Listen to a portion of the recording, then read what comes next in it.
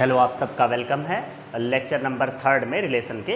तो पिछले कुछ लेक्चर में हमने बेसिक बातें इसके लिए बताई थी और एक बार हम कुछ इसमें सिस्टमेटिक रिवीजन के पॉइंट ऑफ व्यू से भी और कुछ इम्पॉर्टेंट पॉइंट जो अभी तक नहीं हुए थे उन सबको आपको याद दिलाते हैं।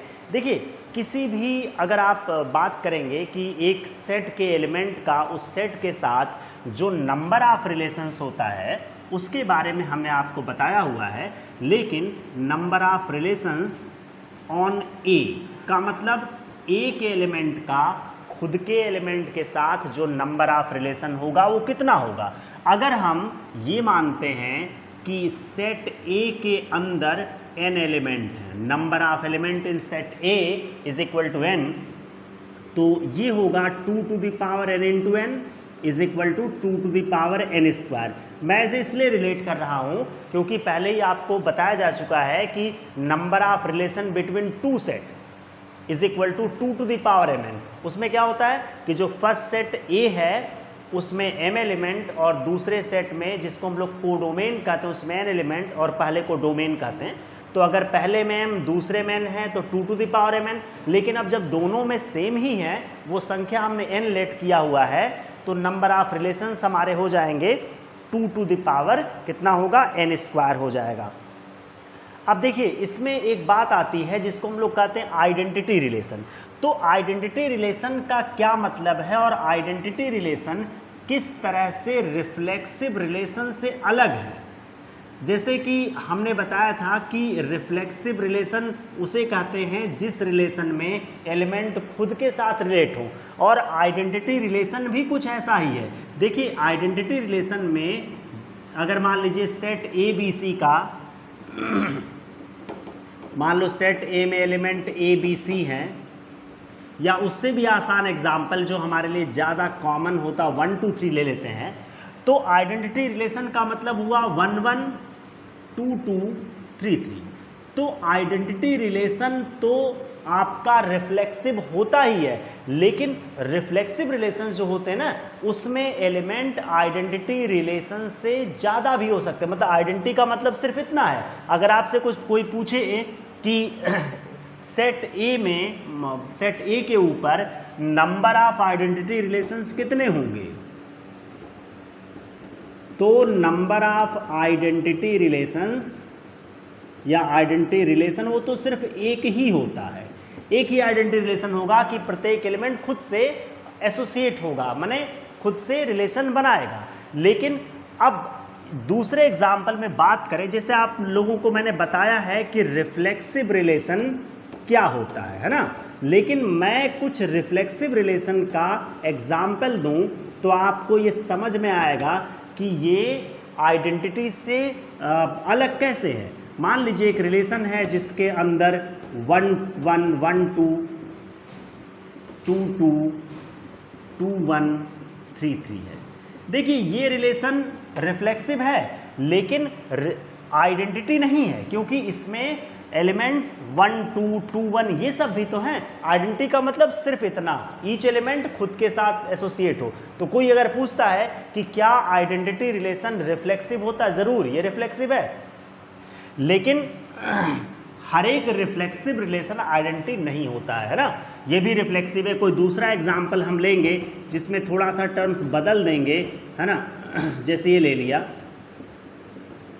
तो देखो ये भी रिफ्लेक्सिव है। बाकी और चीज़ मैं अभी नहीं चेक कर रहा हूँ ये सिमेट्रिक और ट्रांसिटिव है कि नहीं है, लेकिन फिर भी ये क्या है, रिफ्लेक्सिव है। तो इस तरह से मतलब आपको ये समझना है कि अंतर क्या है रिफ्लेक्सिव रिलेशन में और किसमें, सिमेट्रिक आइडेंटिटी रिलेशन में, है ना। तो इस तरीके से अगर आपसे कोई पूछता है कि भाई ठीक है, चलिए ये तो समझ में आ गया अंतर क्या है, किस तरह से रिफ्लेक्सिव रिलेशन आइडेंटिटी रिलेशन से अलग होता है, लेकिन अगर हम ये बेसिक तौर पर ये इस्टेब्लिश चीज़ मान लें कि सेट ए में अगर n एलिमेंट हैं तो उसके ही रेफरेंस में अगर आपसे कहा जाए कि नंबर ऑफ रिफ्लेक्सिव रिलेशन क्या होंगे, तो number of reflexive relations from on A या ए टू ए या ऑन ए ये होगा 2 to the power n square minus n।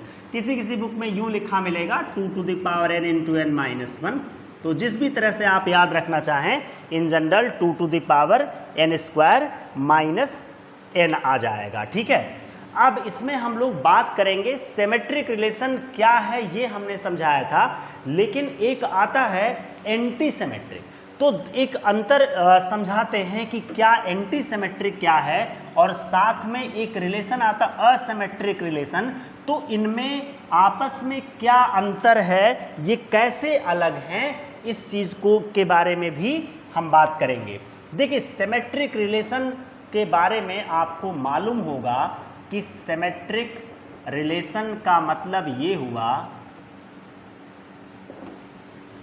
Symmetric relation का मतलब ये हुआ कि if A related to B gives B related to A, ये है सिमेट्रिक रिलेशन।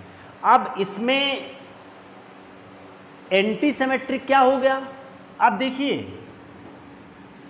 एंटी सिमेट्रिक के बारे में आप ये समझो कि अगर A related to B gives B related to A only for A is equal to B।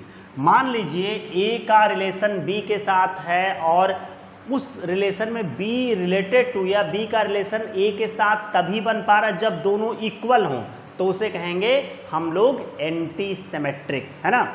तो ऐसे केस में कभी भी अगर आपको एंटी सिमेट्रिक की बात आती है तो ये ध्यान रखना, जैसे 1 का रिलेशन 1 के साथ, जैसे x रिलेटेड टू y और y related to x is equal to x is equal to y, तो ऐसे कंडीशन में वो क्या है, एंटी सिमेट्रिक रिलेशन है, जिसके लिए केवल इसी कंडीशन में ये रिलेशन होल्ड करे। मतलब ऐसे भी बोल सकते हो कि अगर सिमेट्रिक रिलेशन तभी होल्ड करता है जब A is equal to B है, तो वो क्या है, एंटी सिमेट्रिक है। अब इसमें बात आती है कि नंबर ऑफ सिमेट्रिक रिलेशन कितने होंगे, है ना।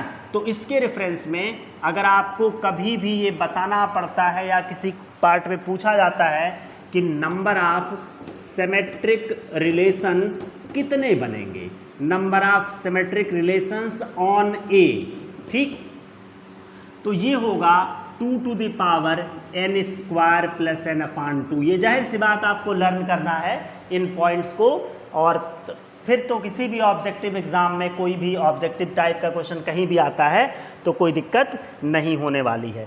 अब एक बात और आती है कि जैसे हम कुछ बिंदुओं पर फोकस कर रहे हैं जो थोड़ा कंफ्यूजिंग टाइप की होती हैं, जैसे एक टर्म आता एंटी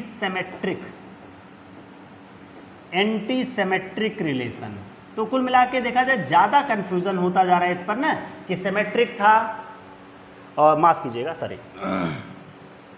एंटी सिमेट्रिक तो बता दिया, असिमेट्रिक रिलेशन, ठीक है, असिमेट्रिक रिलेशन, ठीक है। कंफ्यूजन इसमें होने का बिंदु ये है कि जैसे आपने सिमेट्रिक पढ़ा, एंटी सिमेट्रिक पढ़ा, अब अगला बिंदु आ गया असिमेट्रिक रिलेशन। तो असिमेट्रिक रिलेशन क्या है, इसको ऐसे भी पढ़ सकते हो,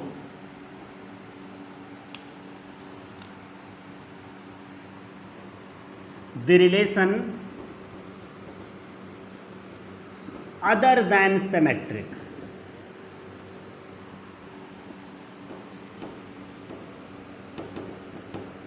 कॉल्ड असिमेट्रिक। मतलब क्या हुआ, मतलब ये हुआ कि ऐसा रिलेशन जो सिमेट्रिक नहीं है। जैसे मैं आपको एग्जांपल दूं,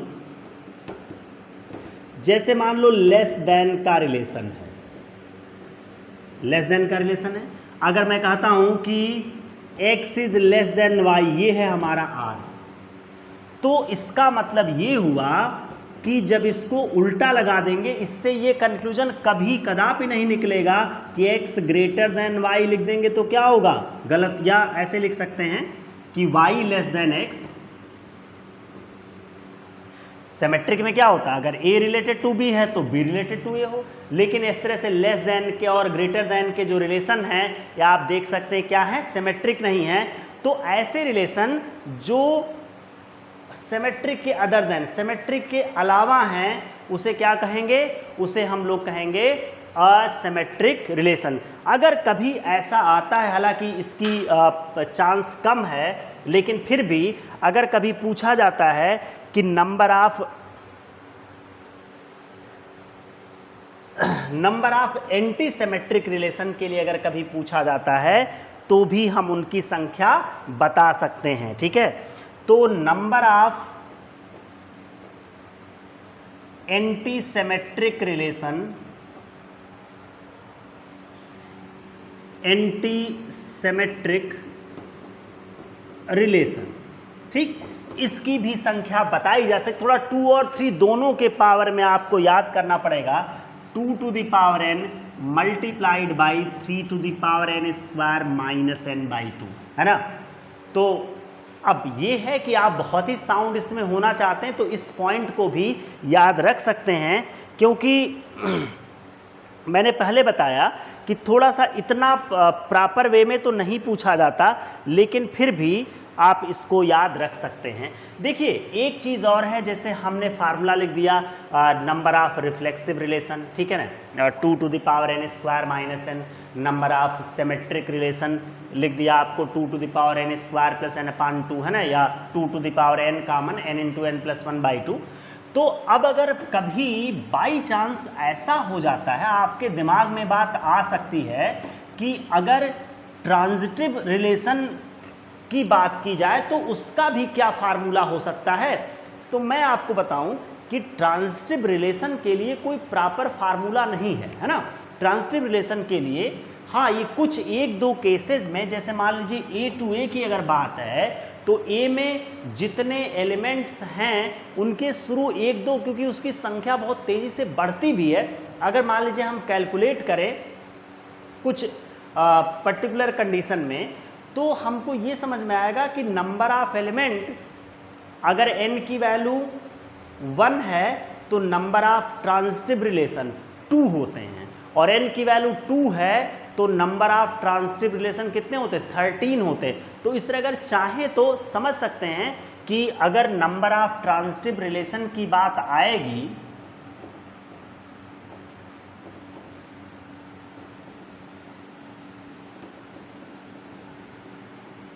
तो पहली बात यह है कि इसका कोई प्रॉपर फार्मूला नहीं निकाला जा सकता है। ये बात आप समझ लीजिए, कोई प्रॉपर फार्मूला नहीं है। क्या करोगे इसमें? ये कर सकते हो कि अगर n की वैल्यू 1 है तो इसके नंबर कितने होंगे? तो ये 2 होगा। अगर n की वैल्यू 2 है तो ये 13 बनेगा। 1-2 का याद रख सकते हैं, इतनी आपको हेल्प मिल सकती है। अब इसमें ये बात समझने की है कि भाई आपको क्वेश्चंस कैसे आएंगे। देखिए जो फार्मूले लिखे इस पर 1-2-3 पॉइंट पे क्वेश्चन बन चुके हैं, तो ये याद रखना आपके लिए फ़ायदेमंद होगा। कम से कम सिमेट्रिक और रिफ्लेक्सिव रिलेशन तो बिल्कुल टिप पर रखिए, ये पूछा गया। और साथ में ये जो एंटी सिमेट्रिक रिलेशन क्या है, इसके कॉन्सेप्ट को ध्यान रखिएगा कि सिमेट्रिक रिलेशन अगर केवल उस कंडीशन में होल्ड कर रहा हो जब x = y है तो उसे कहेंगे एंटी सिमेट्रिक रिलेशन। और असिमेट्रिक क्या है? अदर देन सिमेट्रिक, जो सिमेट्रिक नहीं है वो असिमेट्रिक है ना। और एंटी सिमेट्रिक क्या है? सिमेट्रिक रिलेशन की एक पर्टिकुलर कंडीशन है ना, एक पर्टिकुलर सिचुएशन है, वो कहलाती है हमारी एंटी सिमेट्रिक, है ना। आइए कुछ क्वेश्चंस हम लोग देखते हैं। देखिए एक पर्टिकुलर क्वेश्चन को हम यहाँ पर लिख रहे हैं। एक रिलेशन कंसीडर करिए, let R be a relation on और, मतलब ये रियल नंबर्स के बीच का रिलेशन है ना। और इसकी जो डेफिनेशन है वो इस तरह से है, R = A, B such that A is less than R = B²। मतलब इसमें रहने वाले ऑर्डर्ड पेयर के लिए ज़रूरी है कि पहला नंबर दूसरे के होल स्क्वायर से लेस हो या उसके इक्वल, दोनों कंडीशन। मतलब मान लीजिए कभी लेस आ रहा है तो भी जैसे मान लीजिए इसमें 1 और 2 लें तो 1 लेस देन 2 स्क्वायर है, 1 लें तो भी यहाँ पर होल्ड करेगा क्योंकि ये वाली कंडीशन भी है यहाँ पर, है ना। तो ऐसे कंडीशन में हमें ये विचार करना है कि ये क्या है, क्या है का मतलब ऑप्शन ऐसे होंगे कि मतलब ये रिफ्लेक्सिव है, ठीक, या सिमेट्रिक है, मतलब रिफ्लेक्सिव, सिमेट्रिक और ट्रांजिटिव के बारे में हम समझेंगे कि इन तीनों में से कौन कौन सा है, कौन कौन सा रिलेशन होल्ड करता है, ठीक है। तो ये 3 बिंदुओं पर चर्चा होगी कि इनमें से कोई एक है या कोई दो है या तीनों है या कोई भी नहीं है। देखिए अब इसमें बात ये है कि ये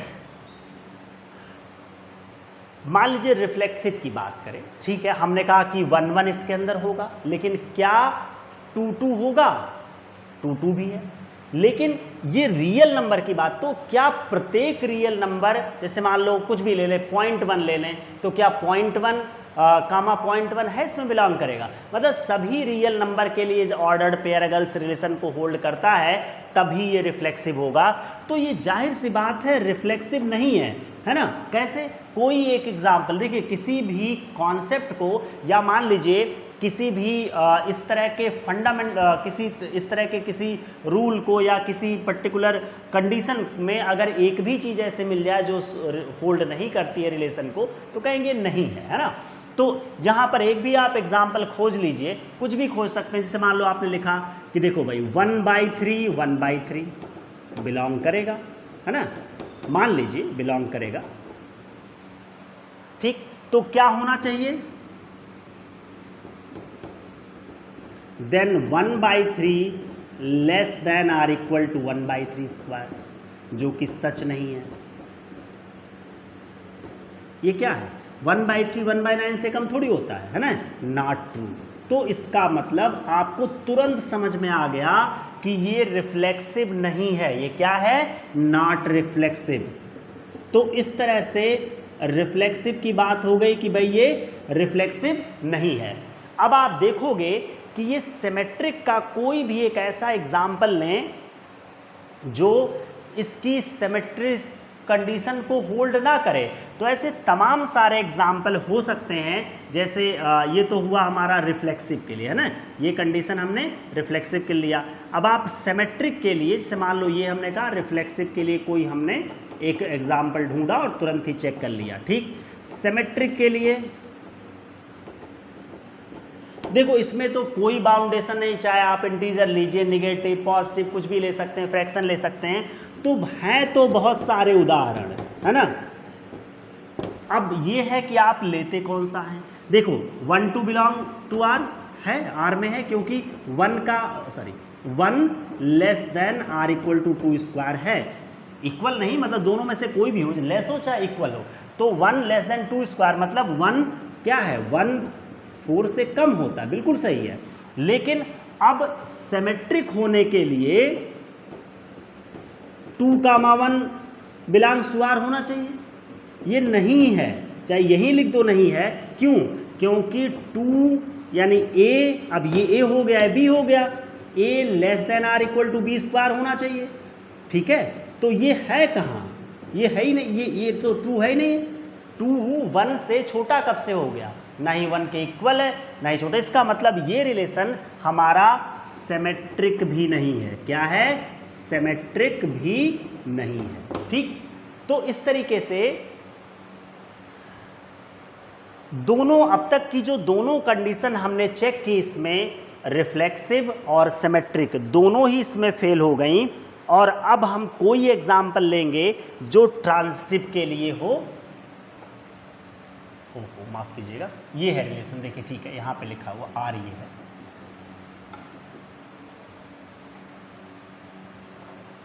ठीक है, रिफ्लेक्सिव सिमेट्रिक नहीं, रिलेशन सामने है, थोड़ा मिट गया, ये समझ लीजिएगा, ये आर के लिए, रियल नंबर के लिए, ठीक है, ये हमारा क्वेश्चन था यहाँ पे, ठीक।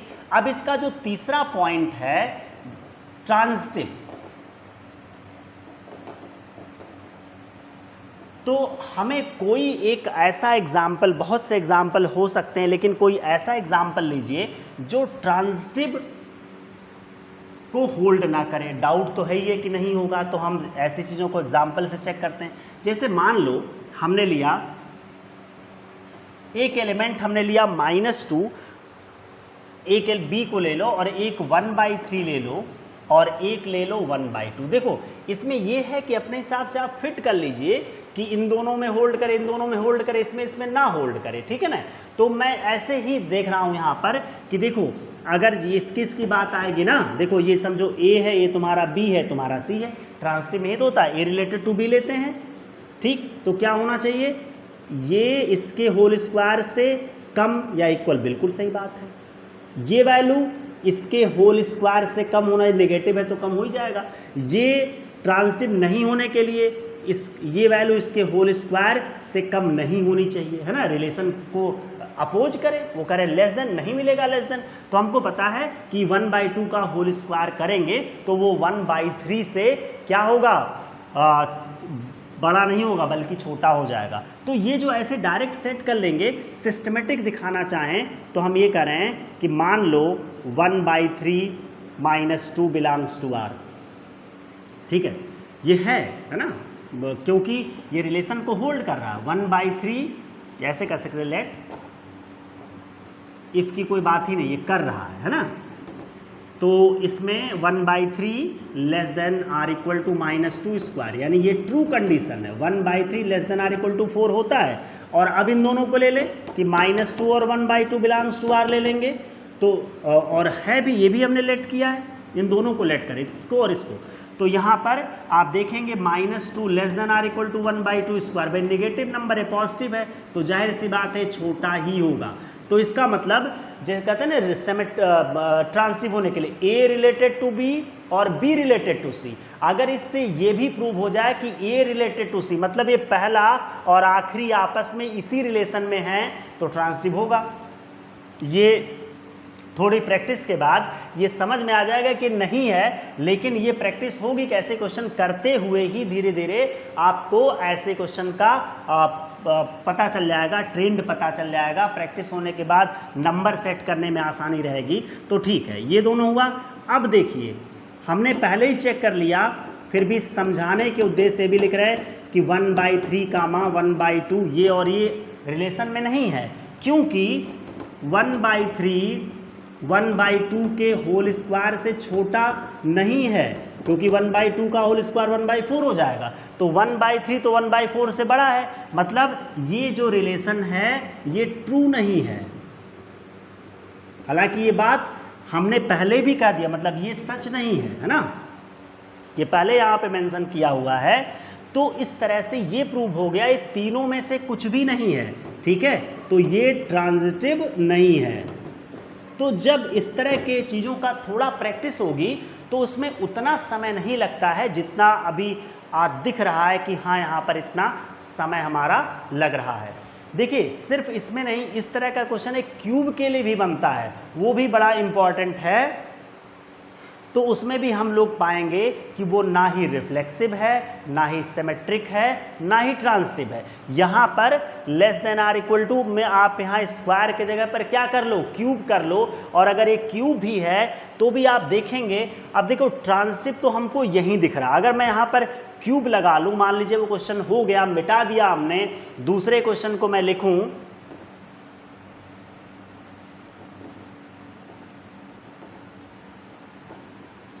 इस तरह से, अगर कोई रिलेशन है रियल नंबर के लिए, इसमें इस क्यूब हम कर दें। अब ट्रांजिटिव वाला टर्म तो आपके सामने ही है, ठीक है, देख लें इससे। शायद देखो इसमें 1/3 थोड़ा यहाँ पे गड़बड़ हो जाएगा, हमें नंबर्स बदलने पड़ेंगे इसमें, क्योंकि यहाँ पर आपको पता है निगेटिव का क्यूब भी नहीं। तो कोई बात नहीं, रिफ्लेक्सिव से शुरू करते हैं। देखिए इतना कोई बहुत मुद्दा नहीं है, कुछ क्वेश्चन आप करेंगे, थोड़ा इत्मीनान से सोचेंगे तो प्रैक्टिस हो जाएगी। देखिए रिफ्लेक्सिव तो बिल्कुल 100% नहीं है, उसी वाले एग्जाम्पल से समझ में आ जाएगा। पहले वाले से कोई भी ले लो, जैसे मान लो 1/3 वही ले लो, या 1/2 कामा 1/2 बिलोंग्स टू R ले लो। तो इसका मतलब ये हुआ कि 1/2 less than are equal to 1/2 का क्यूब, ये तो पॉसिबल है नहीं, मतलब ये तो गलत है ना। तो इसका मतलब ये हुआ कि नॉट रिफ्लेक्सिव। दिख रहा है भाई, रिफ्लेक्सिव होने के लिए कोई भी दो इक्वल रियल नंबर बिलोंग करने चाहिए। कोई 1 1 2 2 जरूर नहीं, 0.1 भी, 0.5 भी होना चाहिए। कोई भी एक ऐसा एग्जाम्पल मिल गया जो नहीं है तो बस ये आप कह सकते हैं कि ये हमारा रिफ्लेक्सिव नहीं है। इसी तरह से अगर बात करें सिमेट्रिक की, तो सिमेट्रिक के लिए हमें कोई ऐसा एग्जाम्पल सेट करना पड़ेगा कि जो सिमेट्रिक की कंडीशन को होल्ड ना करे। हालांकि इसमें तो कोई इतना बड़ा है नहीं। देखिए आप वही 1 2 वाला ही ले लो ना, कि अगर 1 2 बिलोंग्स टू आर, इसका मतलब 1 less than are equal to 2 की वो होता ही है, 1 की वैल्यू 8 से कम है। लेकिन हम देखेंगे कि 2, 1 आर में नहीं बिलोंग कर रहा है। कैसे? क्योंकि 2 less than are equal to 1 cube होना चाहिए, ये तो नॉट ट्रू है। तो इसका मतलब ये ट्रांजिटिव नहीं है, सॉरी सिमेट्रिक नहीं है, नॉट सिमेट्रिक। वैसे तो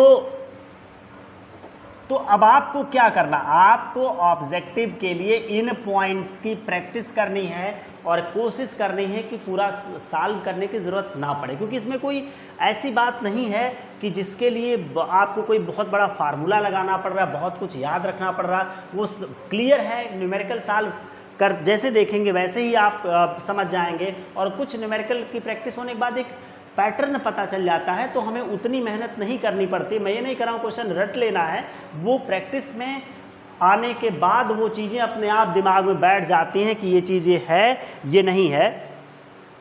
तो फिलहाल अगर हम यहाँ पर कुछ नंबर्स इस तरह से लेते हैं, जैसे मान लो हम यहाँ पर कुछ इस तरह लें,